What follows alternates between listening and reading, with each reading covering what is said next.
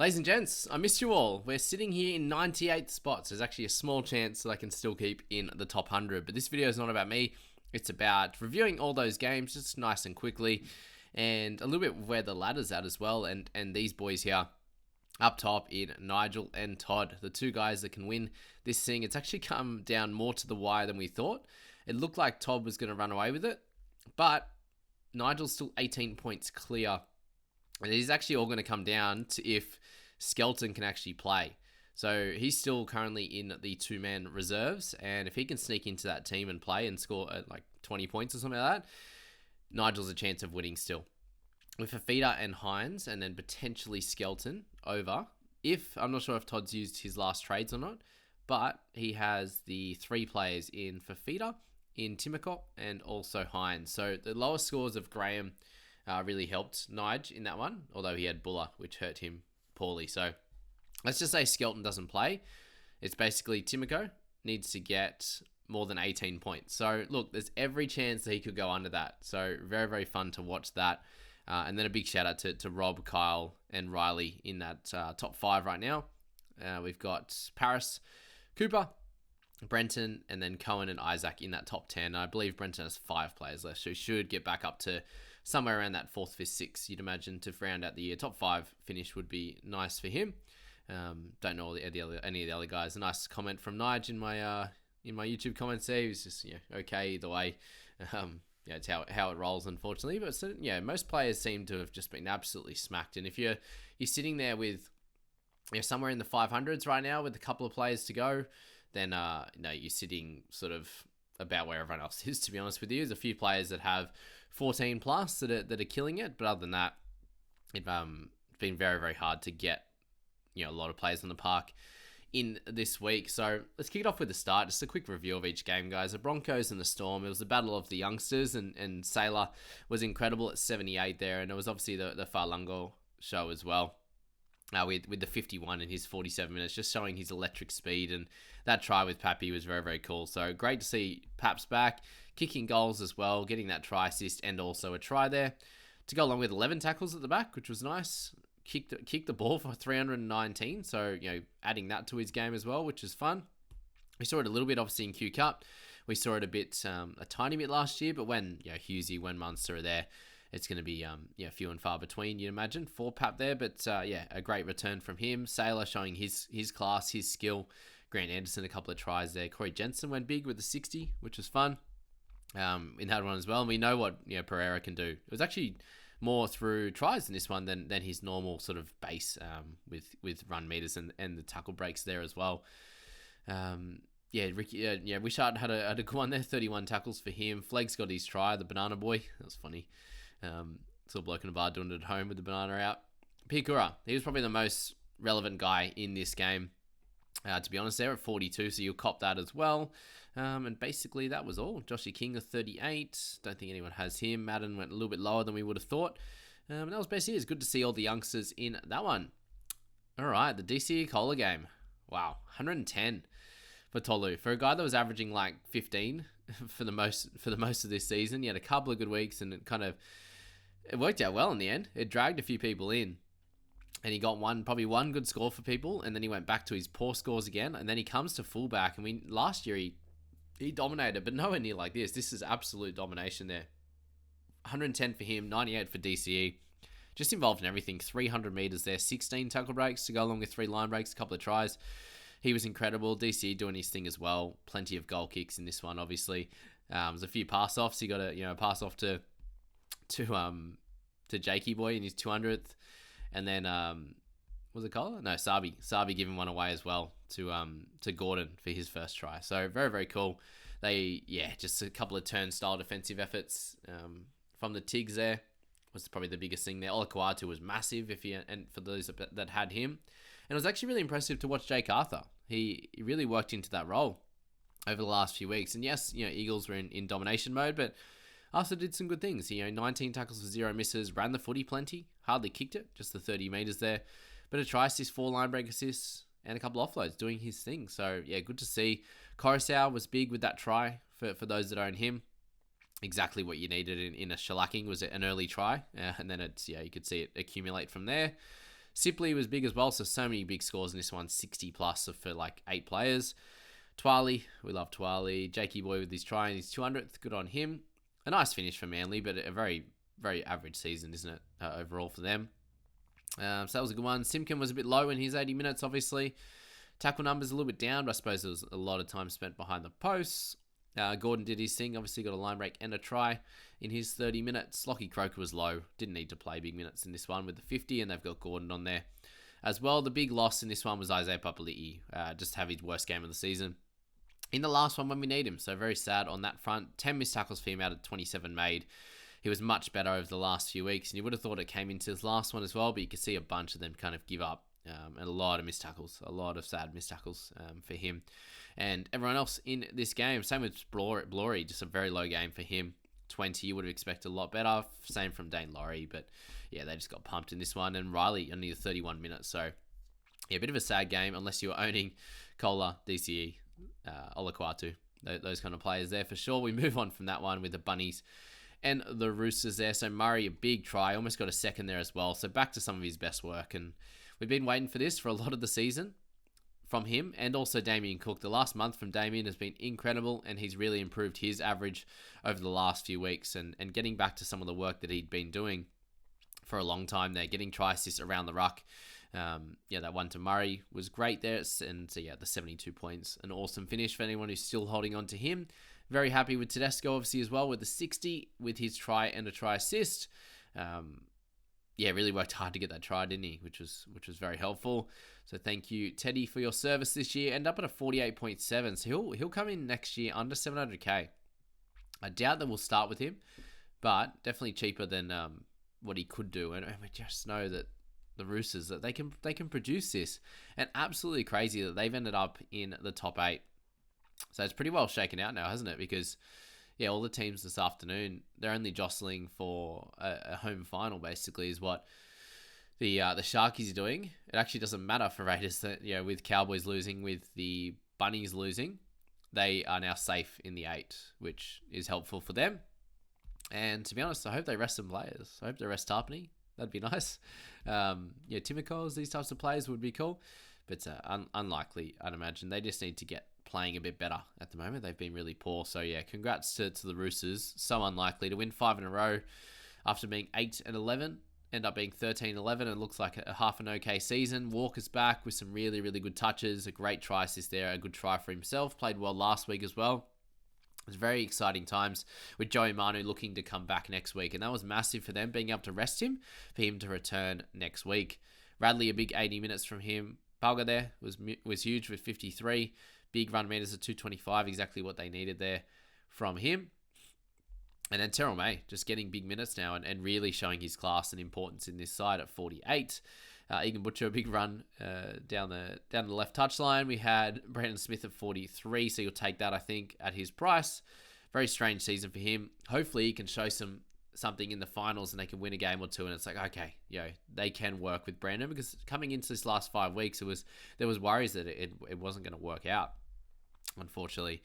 Colin Patangi, Graham, all a little bit low. Billy Smith, a big congratulations to him with that try. Very, very impressive to stand up. Graham, a big fan in that one for someone who's a good defender. Billy really working into the season and improving each and every week, which is good. Didn't help us fantasy-wise this year, but him as a player, good to see him not be injured. Suoli'i with 36 in this one, Wong with 37, so both a little bit lower than what they have been producing. Suoli'i just the one line break there. A lot of it wasn't down his side. Now Butcher, 32 in 63 minutes, so a low one to finish the year. Helps me, doesn't help a lot of fantasy coaches out there, unfortunately for him in that one. But that's been him. Hey, 60 plus 30 odd, 60 plus 30 odd, 54 is the average for his season. About what I actually expected at the beginning of the year. I'm going to go back and review a lot of my hot takes as well, as to how that played out. It's going to be fun to look at, that's for sure, at this point of the year. After 27 rounds. Crazy times. Johnston, 17. Low for him. Sandon Smith, the 5. Taff off early with 18 minutes and 2 points. Very sad for him. Onto the Dolphins, and this is where I personally got a bit of luck with Valence Tafade. Ended up getting a start in this game, played the 70 minutes, ended up with a line break, a try saver, and just a lot of good work. 15 tackles for 2 misses, 177 meters. So 51 points for him really helps me stay close to that top 100. So big thank you to him. It helped me out in a week when I really needed it. I needed it in the week before as well, but yeah, we'll take 1 out of 2, that's for sure there. And a couple of important weeks a month or so ago. O'Sullivan really got better across the last month or so, especially as he started getting back into fitness. So he's definitely someone to look at coming into next year. We saw what he was able to do. If he's still the main playmaker and they have a runner next to him, like a Cody, or it depends what they do with that 6 spot, then he should be a 50-point player, which we saw in that last month. And at the start of the year, the 2 times where he wasn't injured or coming back from injury, he was scoring really, really well. So definitely have a look at O'Sullivan next year. Josh Curran improves his average to 34 with the 63 there, and it's going to be interesting what they do with him next week. So they'll be playing the Panthers. Does Ford get back into the starting side? Do they continue on with Curran? They have been trying to find a bit of a combination, and the Warriors are in dire straits right now, unfortunately, and they have to come up against Penrith, who really got back into form in this week. So that'll be a very interesting clash, a worrying clash, especially at in the Panthers Stadium there. Definitely a worry on that one. Osako, an incredible season. To finish it there at a 50 average on the dot is incredible. Congratulations to you, Osako. Didn't score as well when people did decide to buy him. After somewhere near the end of the Origin period, especially when they started struggling a little bit. But in this game, 3 line breaks, a try, did really, really well. Wallace, again, just a big PPM guy. Cody Nikorima, an incredible season for him as well. Averaged 38. That included some real low-minute games off the bench as well. So when he started, he was well into the 40s. Big effort from Nikorima.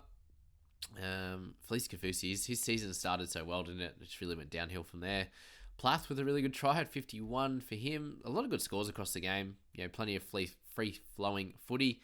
Bostock, a really good try there.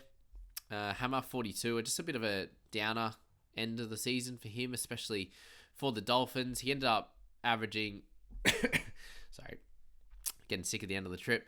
Ended up averaging 41, so he did drop down a fair bit, much higher than I thought he was going to personally average. I think it was going to be about 35 is where I had him.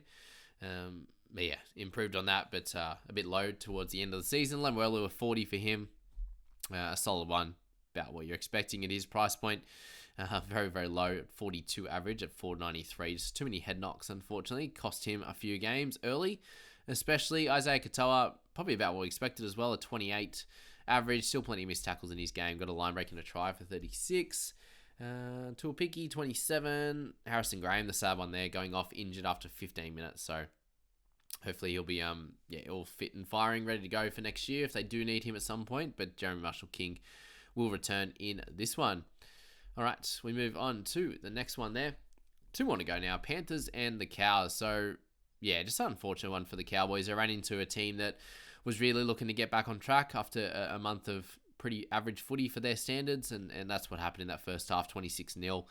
Cowboys got a couple of tries in there, and Panthers turned it back on again. So, very impressive. Cleary, the 97 for him.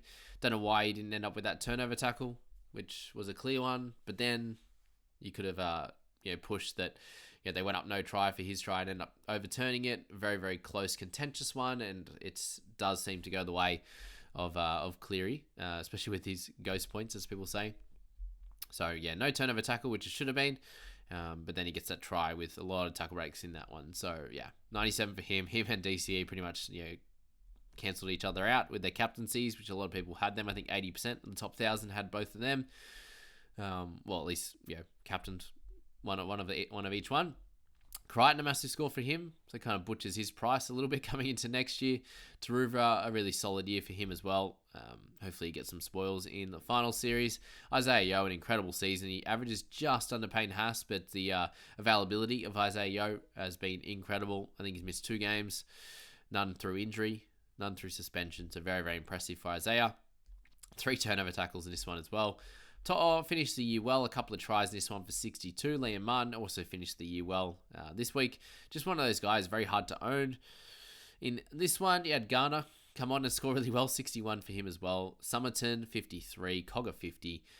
Good stuff from all those guys. Dylan Edwards at 47. It rounded out the year, a couple of decent scores, which is nice after a bit of a strange one, but still 48. Averaged 48, priced at 513. Shows the fall from grace that he has had over the last few months.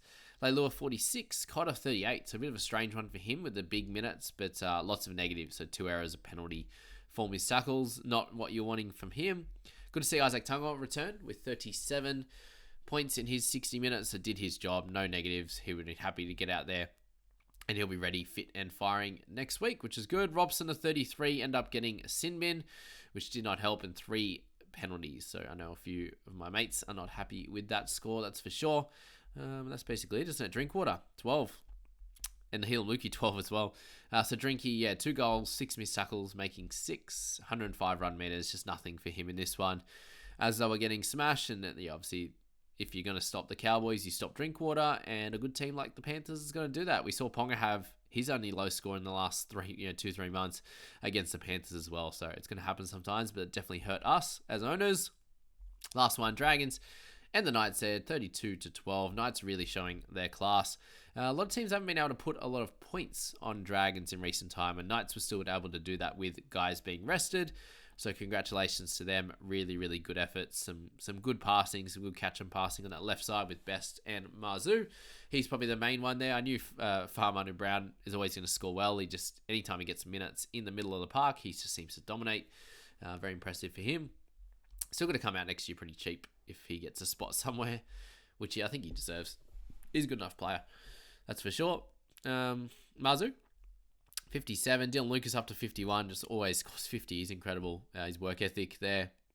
47.5. We're interested to see where he's priced at next year, but I don't think he gets a start anyway. Billy Burns, a good finish. 46. DeBellin, a PPM. Probably made sense that he wasn't going to play massive minutes in this one. Best was solid. Elliott, 42. Hunt, 43. Every time I see him get in the press conference, he's just like, ugh, yuck. Still tries his heart out every week. So good on him there. Be interesting to see what they do with him. Elliott, the 42. Russell, 39. So again, you'll cop that for him. Average 40 in his time since he played. So great stuff there. Ryan Couchman, the youngster. Brody Jones. Lomax, 25. A bit of a low couple of weeks for him to finish, unfortunately. That's probably it. Medical Priscilla. We've still got him. Clune, a low one this week. So didn't need to do as much in this one. So that's all the games there. I suppose we can just finish off with the leagues that I'm in. Right now, it looks like Eddie has got an extra player, I think, so he'll come over the top of me in that one. Podcast, I have a small chance, I think, of getting over Chris. I have Max King as my extra, so he needs to get, 55, which he can do if he gets big minutes. Let's hope he does. And I'd be able to sneak into third. Otherwise, it looks like I'm at a good chance of staying just ahead of Lockie. He is bringing in a mid, it looks like, with his last trade. I assume he had a trade left, so I'm hoping it's someone low. It could be Tino or something like that, potentially. Yeah, he might have traded Payne Haas. No, he has Haas. I'm not sure, actually, what he's done there. I'll just leave it to chance for that one. But I have Max King, and he has whoever that is. So they have to outscore King by 38 for him to come over the top. So I think if King can get 40, someone has to get 78, which... yeah, surely that's fine. And I'll just sneak ahead of him. So I think I'm either going to be third or fourth, which is pretty solid effort. I'm happy with that across this season. And that's probably it, I think. Yeah, just the top rankings. We'll definitely go through some of the best scorers in the in the whole competition in a greater detail in the reviews there for sure. It looks like Nigel will win the private group prize, which gets him straight into the private group next year, which is cool.